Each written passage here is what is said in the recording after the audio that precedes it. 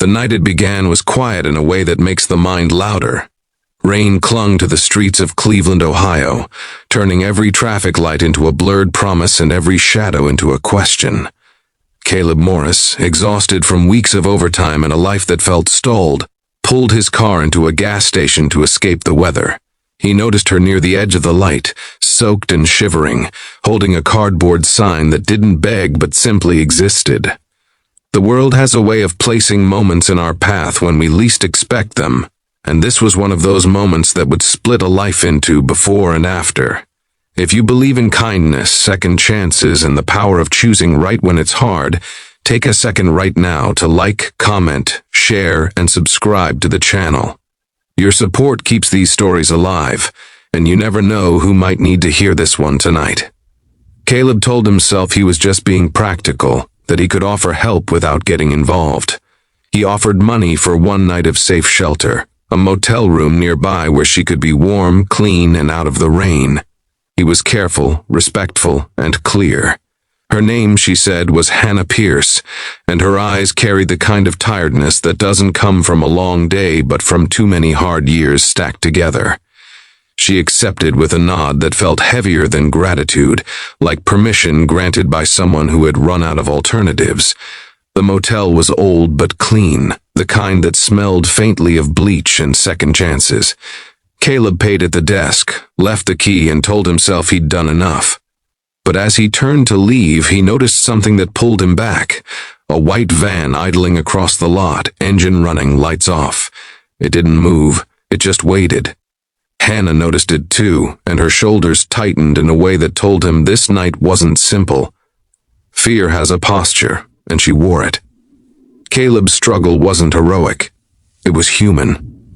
Every instinct told him to walk away and keep his life. Uncomplicated. Yet another instinct, older, quieter, but firmer, told him that safety sometimes requires staying. He decided to wait in his car, just until Hannah was inside and the door was locked. Minutes passed. The van crept closer. A man stepped out, then another. Their presence felt wrong, not because of what they did, but because of how practiced they were at doing nothing while watching everything. Caleb called the front desk and asked for security to keep an eye on the lot. He texted a friend, Marcus Reed, a volunteer with a local outreach group, asking what to do if someone seemed in danger. The reply came fast: trust your instincts, don't confront, document what you can, and call for help. Caleb's heart thudded as he snapped a photo of the van's plate and sent it to Marcus. When he looked up, the men were gone, but the van remained closer than before. Hannah didn't come out. Instead, the motel room light flicked on, then off. Caleb felt the weight of responsibility settle fully on his chest. He dialed local authorities and explained what he'd seen. While he waited, memories surfaced.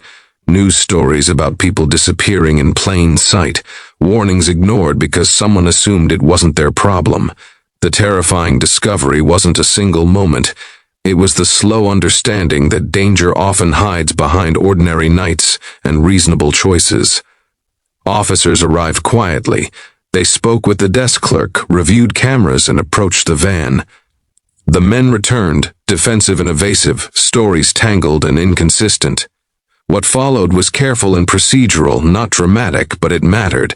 Records linked the vehicle to reports across state lines. Hannah was safe in the room, shaken but unharmed. She told an officer she'd been followed before, promised work that never existed, kindness that always came with strings. The system hadn't failed her all at once, it had failed her in small ways over time. Caleb sat on the curb as rain softened into mist hands. Trembling now that the adrenaline ebbed. He didn't feel brave. He felt lucky. Lucky he'd stayed. Lucky he'd listened to that quiet voice that said waiting mattered. Marcus arrived with a warm jacket and a calm presence, explaining the next steps, the shelters that partner with law enforcement, the counselors who know how to rebuild trust without rushing it. In the days that followed, Caleb couldn't shake the image of the van or the realization of how close harm had come. He volunteered with Marcus's group, learning how prevention works when communities pay attention. Hannah entered a program that offered housing, education, and therapy, a path that didn't demand repayment in gratitude or silence. Recovery wasn't a straight line, but it was real.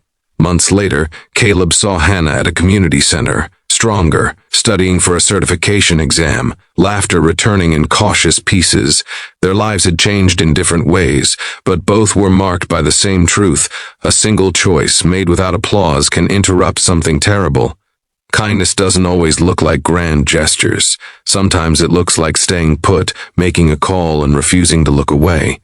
Before we reach the ending, please pause and leave a comment sharing where you're watching from, and one small act of kindness you believe can change a life.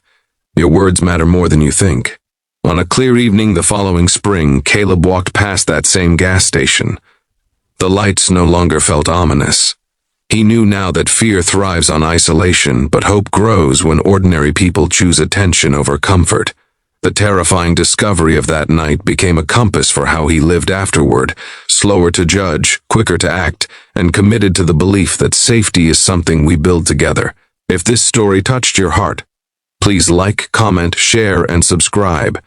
Your engagement helps these messages travel further, to the exact moment someone needs to hear that choosing kindness can stop the worst from happening and start something better.